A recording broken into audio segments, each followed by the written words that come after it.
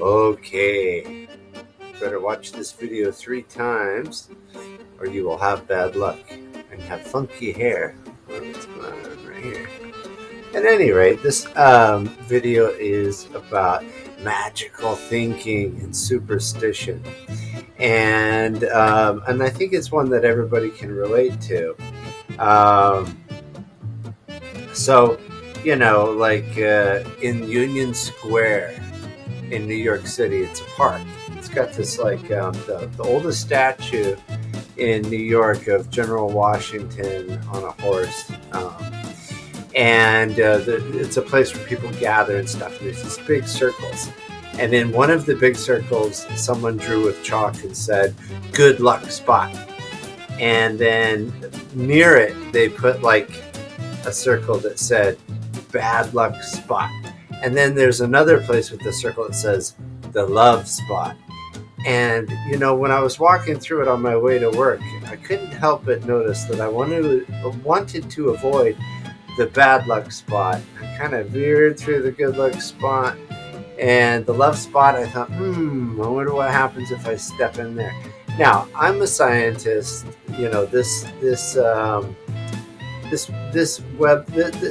This channel is about psychology, and that's a science. And it's a secular thing.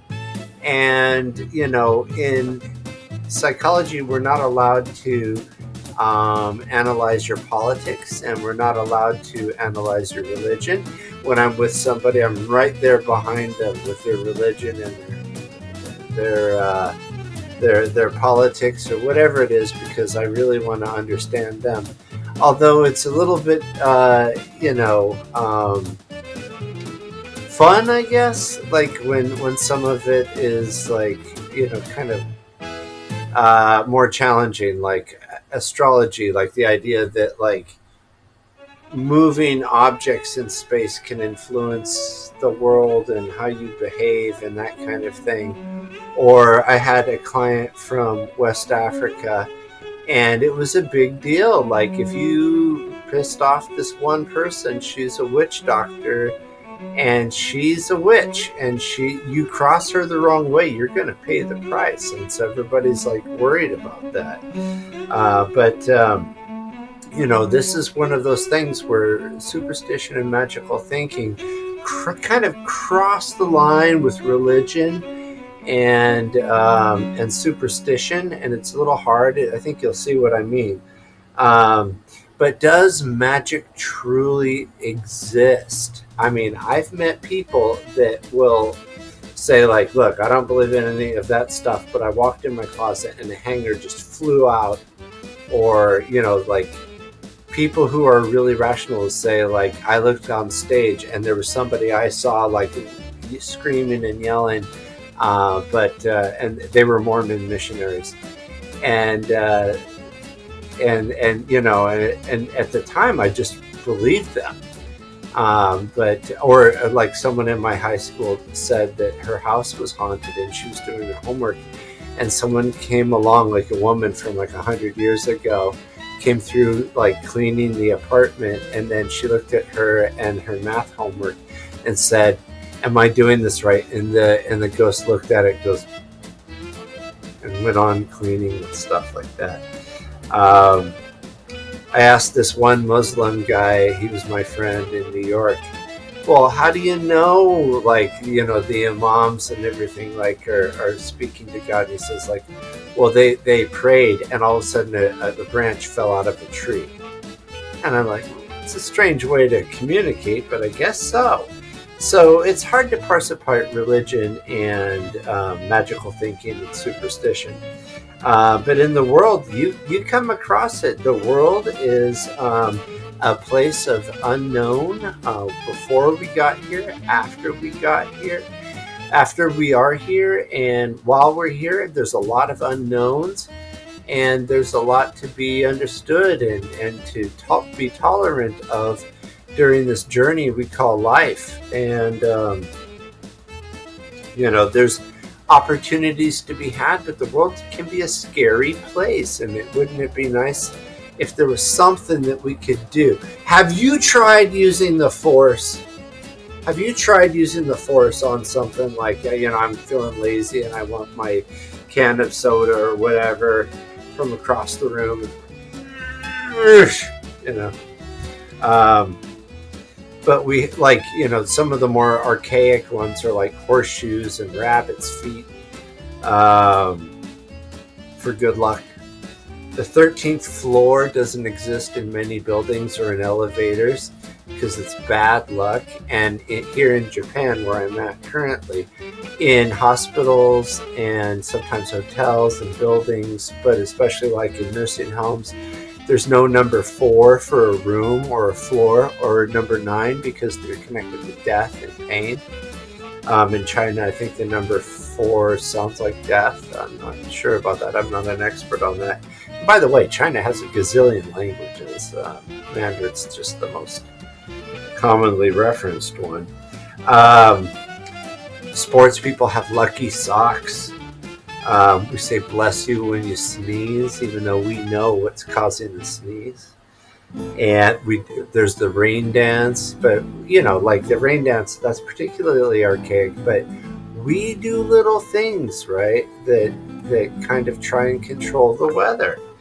And there's there's this woman online who like talks about how if you really wish something, you can bring wealth and health and happiness to you if you think a certain way. And now if you think a certain other way, then the universe will change and align with that thinking. And if the bad things happen, it's because you're thinking a certain way. So you got to get your mind to the right place. And crystals will take that energy and magnify that. And so that's why the crystals are there. And the crystals have some sort of electrical charge, and they grow in nature in a certain way. And that's unusual because of the way they're structured. And people have noticed this a long time ago and made gems out of it. I grew up in a religious household, a Christian household, and my mother gave me a Bible, and the Bible, is like the Word of God and everything like that. And she gave me the Bible, and it's basically just like animal hide and paper and ink. And she's like, don't ever put something on your Bible. And even though I don't buy into any of that, just can't bring myself to put something on that Bible. I just can't, even though I know it's just animal skin and paper and ink. Like if you've seen the movie The Bronx Tale, like it's about Chaz Palminteri growing up in the Bronx with the mafia and stuff like that. And there's a scene where they're all gambling in the basement, and somebody's on a roll and everybody's really excited. And this one guy is bringing bad luck, so they force him into the toilet, and then he comes back out. They're like, get back in there, because like if he's out of the toilet, then bad things can happen with the dice or the cards or whatever. So magical thinking, it comes in flavors. Why do we do this, right? Like I'm coming from a secular point of view right now. And I think one of them is to be powerful. People like in the casinos, they'll take the dice and they'll roll it harder for a higher number. I did the same thing the other day. I was trying to get something to work and I pushed harder on that power button or something like that, as if that's going to make much of a difference. I mean, there are times when pushing harder is going to make a connection, but if I'm sitting there straining, or if I'm doing something, that clearly it's making contact, but if I push really hard, maybe it'll come on. There's this really good thing, and it's going to be on this new website that I'm creating, where they're talking about superstition. And like he said, you can see it when people are bowling, and the thing isn't when they're bowling, but it's what's after. And the ball is starting to go down, it's starting to veer off, and they kind of lean the other way. Like, if they lean, then maybe the ball will kind of go where they want it to. So they're trying to have power over the ball. And we go to fortune tellers. My friend lost his dog, And so I went to the fortune teller, and the fortune teller said, no, he should ask himself if the dog's going to come back. She said, oh, the dog's name was Munch. And she's like, oh, Munch is going to be fine. But, I did that because I wanted to know if we could get the dog back. Munch never showed up, by the way. So we go to fortune tellers and ask questions. Should we do this? Should we do not? We're trying to control what's happening. The Oracle of Delphi, like you see on the Bunny Therapy, like one of the logos is him, like at the Oracle of Delphi. And this was a guy. Powerful people would show up and ask the Oracle whether they should invade this country or should they do this, or these are powerful rulers. And they go to a woman, and the woman goes in the back and asks the Oracle, and he gives a mystical answer. And but people are trying to do the right thing to get the right thing out of life. And kissing the Blarney Stone, that's really trying to. But people have systems for slot machines, as if that's going to work. We're trying to steer fortune in our way. And, you can see people crossing their fingers, like when they want something to happen, or put it like waiting for someone to hit a home run. It's the bottom of the ninth and they need a home run to do this. This is going to make it happen. Right. And, in Japan, sometimes people hide their thumbs to I think at funerals or something like that, because if they don't, then people will die. And then so this kind of gets into the next part. Why do we have magical thinking? Because we want to reduce anxiety. Now here I'm on familiar territory because I'm a psychologist, and I noticed that a lot of times people's problems in life really come from trying to control what's going on in here, trying to control their feelings, when in fact they have no control whatsoever over what they're feeling. You can distract yourself, but I can't ask you, be so scared that you panic that you tear your clothes off and run out into the street.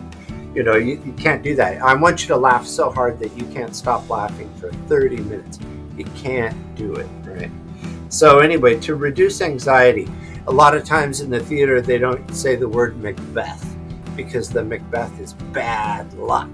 And some people even speculate that the wording in the script tells a curse, a magical curse on you. And that's what makes it bad luck. People in Japan put salt by the door to keep the spirits out. You do these things too, don't you? You do things to keep bad things away, to reduce that anxiety. When I was having financial problems, I overextended something where, if you do things when you're highly anxious and you check to try and reduce the anxiety. If you're highly anxious and things don't go right, then your anxiety is going to skyrocket. So I'd always wait till I was calm. And after a while, it kind of turned into the idea that if I waited, then it would somehow magically make the result of my bank account better.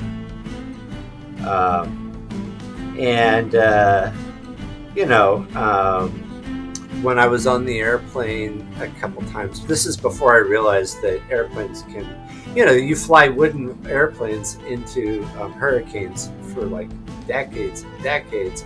Our new airplanes are really strong. They can handle 150% of the worst thing possibly imaginable that nature can throw at it. The wings aren't going to snap off or anything like that. The planes, they're fine. It's the humans flying it that's the scary part. But I would imagine if once I got anxious that the plane landed and then the wings would do a little hey, kind of one of those things to try and make it seem it's going to land and be happy, and then I'm safe, right? That's really silly. Tarot cards, horoscopes. I was in New York where my other practice is, and I went to CBGB's and I saw some artistic bands play, and they had these cool pentagram sculpture things, and I thought, you know what, I'm going to support this band. I'm going to buy a couple and send them to my heavy metal friends and stuff like that. But I got to tell you, when they were in my apartment, I kind of covered them up, and I made sure that they weren't upside down because, you know, devil or whatever. We knock on wood.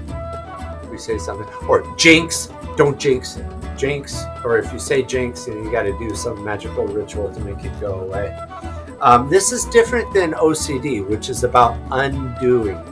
OCD, something bad will happen and they have to undo it, but that usually takes like 30 minutes to an hour of their time. They're late for work. It interferes with their life. This is not OCD we're talking about. And there are practical reasons why we have superstitious thinking, which is actually probably based in something adaptive, like don't break a mirror. I'm sure that must go back to a time when mirrors were really awesome, and to break it is not great, because imagine a world without mirrors, right? Or don't walk under ladders. That kind of makes sense, right? Like if you walk under a ladder, that means that if there's a ladder up, that means probably somebody's up there, and then there's gravity and things can fall.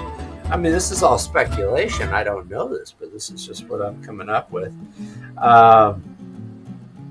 And opening an umbrella inside, that's bad luck. Here in Japan, they don't even think about that. But I can sort of get like why opening up an umbrella in an enclosed space would be detrimental to everybody's comfort and invite problems. So, you know, there's conditioning. There's conditioning that we do something beneficial happens, so we go back to it. And I'm sure that that's adaptive on some level, where if you went to a certain place and you found food, or you went to a place and you got money, or you go to a certain place and you see things that you like, then you're more likely to do it. I used to live in Colorado, and it really snowed a lot, and there'd be these big blizzards and stuff. And we had a Pomeranian, and the Pomeranian was at the door shivering away. And apparently dogs have different like temperature regulation than humans. But I saw the dog doing this, and I'm like, oh, the dog's cold. It's got 2 layers of fur. The dog's fine. But I let it in. Cut to 6 months later, it's boiling hot outside, and there's the dog at the door going, "Arr!" And I'm like, oh man, that dog conditioned me to open the door, because it's saying like, oh, I'm really cold, but you're not fooling me, dog, you know. So at any rate, you know, some people believe that spiders are good luck. You know, if you see them in the morning, that's good luck. Spiders are protectors of the house. You know, and there's something adaptive about that. Like they're probably going to munch the bugs and the mosquitoes and stuff like that. Yeah, so, and then there's the confirmation bias. Like, if I do this, this will happen. You go out, do it, it happens. Okay, let's start doing that. You know, whether or not it actually worked or not, but we thought it, we were confirmed. Let's do it again, right? You do that. Don't you? Yes, you do. And there's another reason why we have superstition. And again, this gets a little harder to parse apart from religion. But there's ritual, and ritual really brings organization to like difficult parts of life, like burials. And burials had the first evidence of art. And by the way, the Neanderthals, who had bigger brains than us and survived up until tens of thousands of years ago, that's relatively recent in our time. That's where you see the first art, you know, in graves, and they put bear skulls in there, and they carved little crosses into stones. Stonehenge, you know, talk about rituals, like, you know, knowing when the sun is going to come up on the longest day of the year. And in the Orkney Islands, which I think is the oldest building, and it predates the pyramids by like almost like half a millennia or something like that, it predicts the shortest day of the year. And then when I was in Cancun in Hawaii, or what's that place down south of there? I'm forgetting. But they have like these really cool old buildings, and it predicts the start and stops of seasons. And if you're walking along the grass, it's really cool because the way the ocean blows, the grass doesn't grow. It's like a golf course, and like you'll step, and all of a sudden you realize that like there's like a soft spot in the ground, and that's somebody's buried under there. And the same thing in those like places like Stonehenge. They had these hills, and inside pyramids, right? Like burials, right? The solstice and sacrifices. Can you imagine the old days of sacrifice? And even today, like giving up things for God, like will bring benefit and good fortune. Coins in a well. Where does that come from? So questions quickly becomes, is this a good thing or a bad thing from a psychological perspective? Well, almost every diagnosis comes down to this. Does it interfere with social and occupational functioning? And, we're not talking about OCD where you got to wash your hands to the point where your hands are bleeding or something like that. We're wondering if like doing these things, people like make little deals with themselves. Like if the light turns green, then I will go do this. I will make that decision if this happens, right? If I see this on that day, if I see that lucky bird or whatever, then these things will happen. But that's not a, so that like, you don't have to teach kids there's monsters. You don't have to teach people in spirits. That's just automatically inborn into our brains. To not believe that is the harder, less frequent thing to come across. So, but if you find yourself, and this like used to really like piss me off, like I would sit there and see clients for free at the U.S. Department of Veterans Affairs, and they would listen to me, they'd talk, and then they'd go to a psychic and spend $125, and I'm like, hey, where's my $125? I actually have training. This person's, they're kind of just like, improvising here, like with their own superstitious beliefs. But if you find yourself spending tons of money on these people, or spending lots of money on lottery tickets and stuff like that, thinking, this day I got to do these lucky numbers and drop like $5,000. Well, you're fooling yourself, because we know $5,000 isn't going to help you win the lottery. $10,000 is not going to help you win the lottery. The odds are just so far against it. So once you find yourself putting yourself out, sacrificing things in life in a way that works against you, don't do that. Doc, it hurts when I do this. Don't do that, right? But more than anything, I think, if you rely heavily on superstition and magical thinking, you never give yourself a chance to really learn. And I think it's scary because, what happens in life in this uncertain world, you need to learn to be effective in this world. That's not a guarantee, but it ups your odds. And we're not talking about playing blackjack. We're talking about being effective in the world and making decisions. And if you rely on superstition and magical thinking, you'd learn nothing, right? And so we've got to take a little chapter from the Serenity Prayer of accepting the things we cannot change, the things that we don't know about the future. We just don't know. There's no guarantee if you watch this video that you're going to survive the next week. We just don't know what's going to happen. So let's accept the things that we don't know and we can't change, and then look at what we really value and summon the courage to try to do the things that we want to do within reason to get our needs met, and to be able to tell those two things apart. What is trying to like solve things that you can't solve, and trying to reject things that just can't be rejected, and knowing the safety first, but the best way to like apply, summon the courage, and try to live the life that you really want, to take those risks, those reasonable, calculated risks, and be okay with failure, and giving yourself your best chance and doing the best you can, and to live life on life's terms. And your life is short. You want the most of it. And if you get lucky, you have a superstitious belief you get lucky, I'm happy for you. But that doesn't make you any more likely to accidentally get something. And so the true power in this life isn't like leaning to make sure the bowling ball goes where you go, or going to the psychic to ask if the dog's coming back. The true power is to sit there and look at these situations and think, hey, what happened? How did I make a mistake?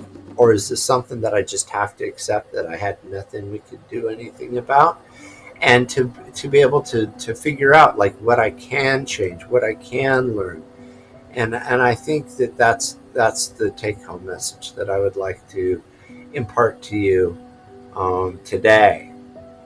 All right, so having said that, this is really annoying, but like and subscribe. I hate when people do that. And they always say, leave a comment below. What they're trying to do is change the algorithms, right? And I guess that's a calculated risk, and they're taking my advice, because it doesn't really hurt much to ask, hey, subscribe. Hey, why don't you like the video? Hey, leave a comment, like that. But keep in mind, these people are just trying to like up their chances at living, at getting something out of the world, and I guess good for them.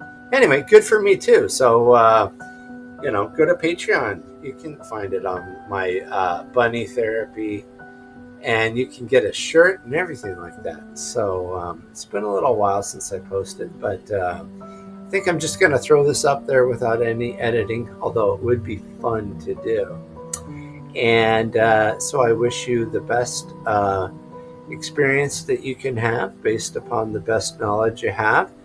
And I hope you and those you care about are well, and are able, whether or not you have 6 months to live or 60 years to live, to identify what it is that you want out of life and be effective in getting it and living according to your values. Bye.